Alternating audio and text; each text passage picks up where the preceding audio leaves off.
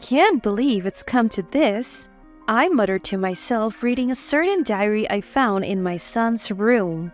The entries were shocking, not something you would expect a kid to write.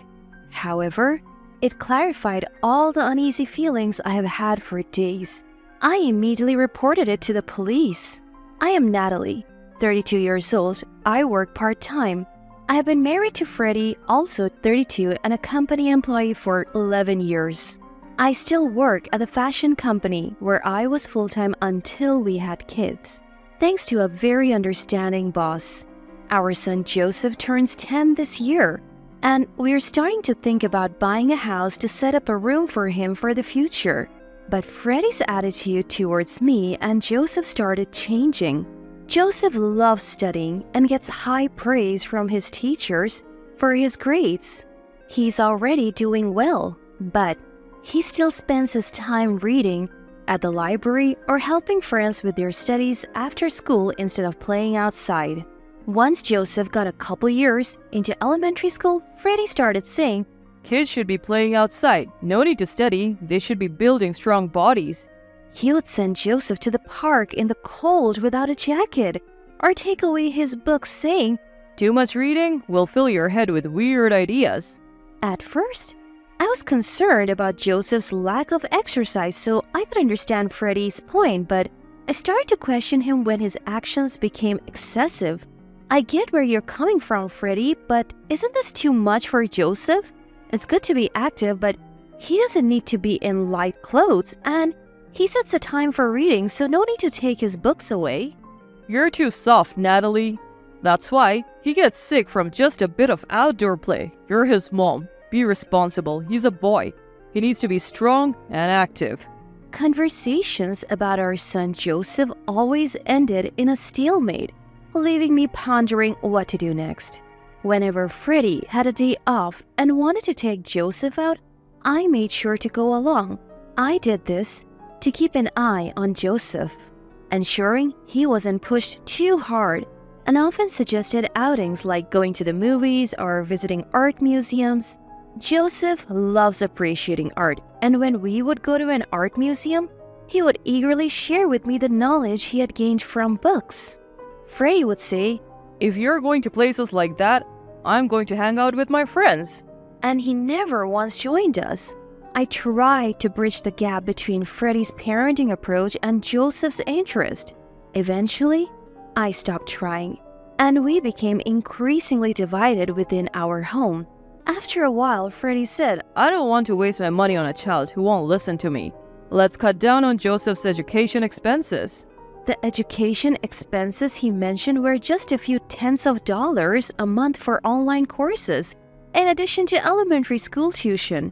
Frustrated, I decided to cover Joseph's course fees and any future learning activities with my own earnings and pre-marriage savings. Meanwhile, Freddie was spending the money he saved on new car parts and unnecessary upgrades like a new dash cam despite already renting one from the insurance company. Then one day, I got a call from my dad. He had hurt his back and asked if I could help him out with daily chores until he was better. My mom had passed away right after I got married due to a long-term illness. We hurried our wedding because I wanted her to see me as a bride. Ever since, Dad has been living alone, a 30-minute drive from us. Joseph enjoys visiting him occasionally and listens eagerly to his stories about the past. When I consulted Freddie about my dad's situation, he said, "He's getting up there in age, so it's a concern. Don't worry about me, go take care of him." From that day on, I started going to my parents' home every other day after work. I would do some shopping first, then prepare meals for my dad before heading back home. Dad said shopping was enough, but standing for too long seemed to strain his back. On my days off, I would take Joseph to my parents' home. While I was cleaning the house, Joseph and Dad would have all kinds of engaging conversations. They both seemed to enjoy it.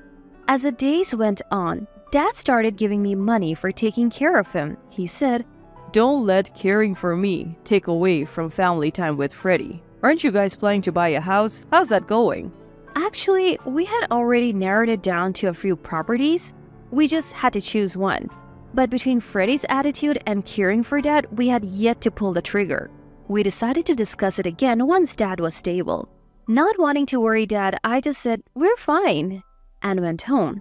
Still, I felt that we shouldn't keep pushing family issues aside, so I decided to talk to Freddie after Joseph had gone to bed. Ever since we disagreed about how to raise Joseph, it's like there's been this distance, this wall between us. Family time has decreased too. What are you thinking about all this? Freddie replied, Even if you hear my opinion, you'll just end up spoiling Joseph anyway, so what's the point? Sure, I said it's okay to take care of your dad, but I never said it was okay to neglect our home. I didn't sign up for this. According to Freddie, he assumed I would continue to work part-time without cutting back, manage household chores perfectly, and then also take care of Dad. His "don't worry about me" had been just a polite phrase. To be honest, buying a house is basically taking on debt in my name. I don't want to do that for a son who disobeys and a wife who neglects her home for her parent, Freddie said, exhaling deeply as if to criticize my recent actions. But I'm working every day too, I argued. Plus, you go out with your friends on your days off and never play with Joseph. Just because things aren't going your way doesn't mean you can neglect parenting. Why should I have to spend my days off going to boring museums and libraries? I would understand if it were baseball or soccer, Freddie countered, making it clear he had no intention of compromising on what Joseph wanted to do. I was utterly dumbfounded by Freddie's comments, proving he's unreliable as a husband and as a dad. Initially, every time Freddie took Joseph out for some exercise, he didn't properly hydrate him, made him run endlessly, and didn't hold back when kicking or throwing balls. Not only did Joseph not enjoy these outings, but he also ended up getting injured or bedridden for days. Because of this, Joseph became afraid to go out with Freddie, and I had to worry excessively about their activities becoming downright dangerous. I have repeatedly told Freddie to be more considerate and moderate when it comes to Joseph's exercise, but Freddie never listened. Frustrated, I almost gave up on finding a solution. The unresolved tension weighed on my mind, especially with a home purchase and our family life at stake. Surprisingly, the problem was solved sooner than I thought. The day after our talk, Freddie apologized to me. According to Freddie, a conversation with a colleague who also had children led to this change of heart. Freddie's colleague was so shocked and disillusioned by his story that they said, You're not just failing as a dad, but as a husband too. Your wife could rightfully report you for this. Feeling grateful to Freddie's colleague, I accepted his apology in hopes of improving our family relationship. After that, my dad's back condition improved, allowing him to go back to his routine. I decreased the frequency of my visits to my parents' house, allowing us to spend more quality time as a family. Things were also going smoothly with the house purchase. We were just waiting for the mortgage approval. We were looking at a newly built house close enough to both our workplaces and without the need for Joseph to change schools. As the house purchase loomed closer, Freddie began working overtime more frequently and I increased my part-time hours. When it seemed like we would be home late, my dad took care of Joseph. Finally, our mortgage was approved and we purchased our new home. But the day after completing the formalities with the real estate agent, Freddie went to work and never came back. I contacted everyone I could think of and even the police.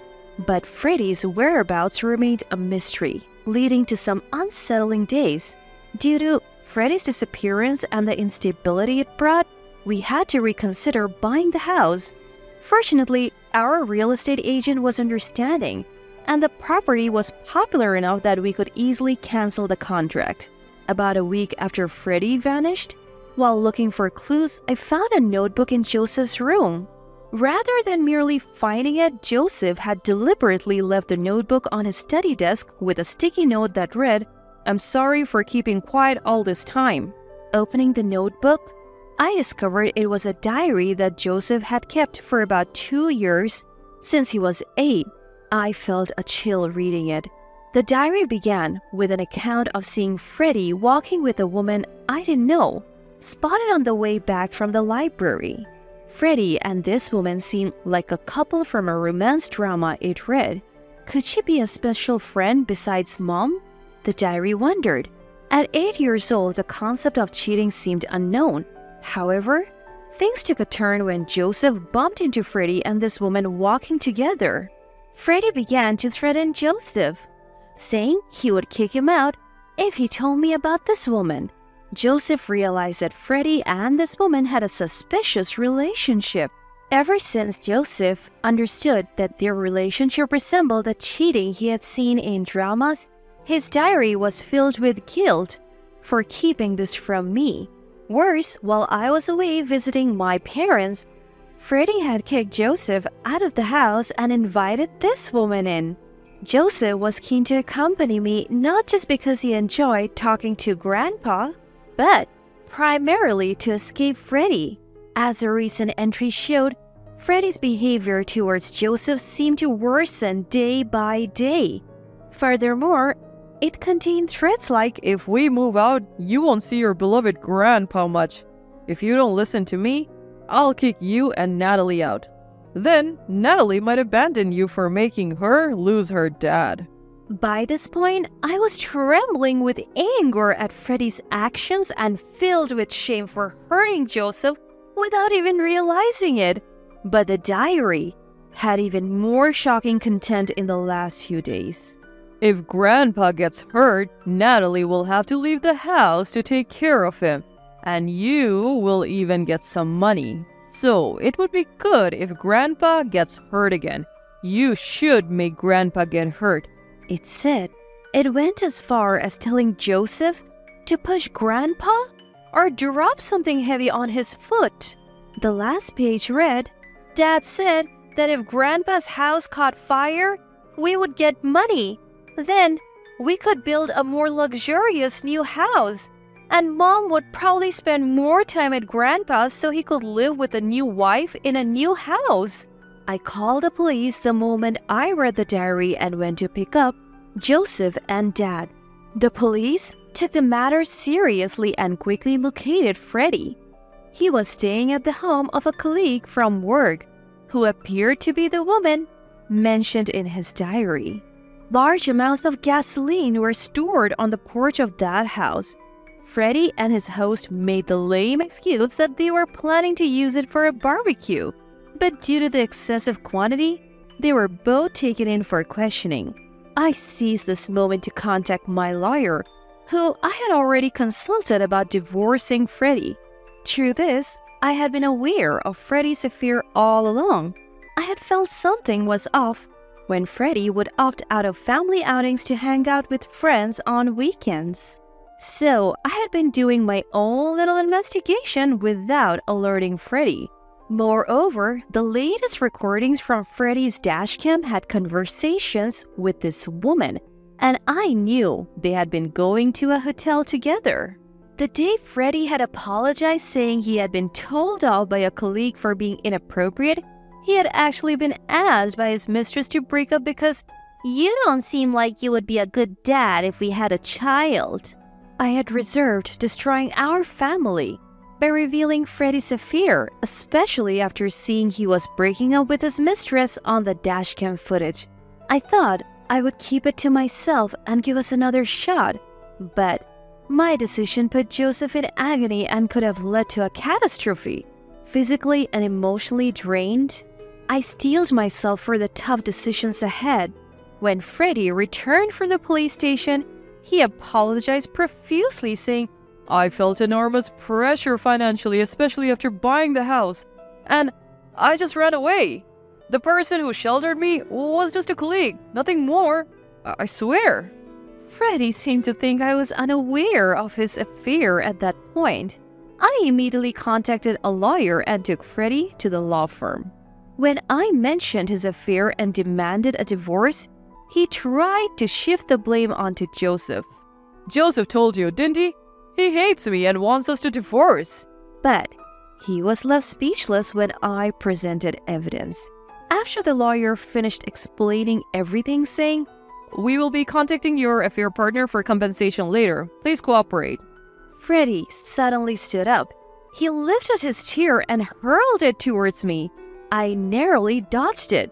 Stunned, I listened as Freddie yelled at me, "You gave birth to an unlovable child and now you want to take my money even from her?" The lawyer intervened, and Freddie was taken back to the police station. The next day, I sent a package to Freddie's and his mistress's workplaces.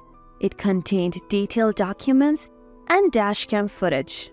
The footage included conversations between Freddie and his mistress discussing how setting fire to my parents' house could net them money and give them more opportunities to meet. In the end, I received a hefty settlement from Freddie's family and the woman he cheated with. I finalized the divorce, sold our house and my parents' home, and moved to a neighboring state with Dad and Joseph. Though he wasn't charged by the police for the arson plot, my boss saw the incriminating footage. Recognizing Freddie as a danger, my boss fired him after his actions led to police involvement. His mistress found the work environment too hostile and quit, moving back to her family home. As for Freddie, his parents took him back in, but are keeping a close eye on him. They were planning to kick him out, but grew concerned he might harm me or their grandchildren after he complained about holding a grudge against me. Now, he lives under strict conditions, no car, no phone, and any money he makes doesn't go directly to him but is managed by his parents. After all the drama, I focused on Joseph's emotional well-being for a while. I also attended counseling to recover mentally. I'm truly grateful that Dad has been the rock in our lives. Joseph has become much happier now that Freddie is out of the picture. He's enjoying his days with new friends in our new place. I was planning to leave the company I have been with for years, but my understanding boss offered me an opportunity to work remotely, managing an online store. Joseph has developed an interest in art and is now attending a local art class. As for Dad, he is living a relaxed life enjoying gardening at our new home with a yard.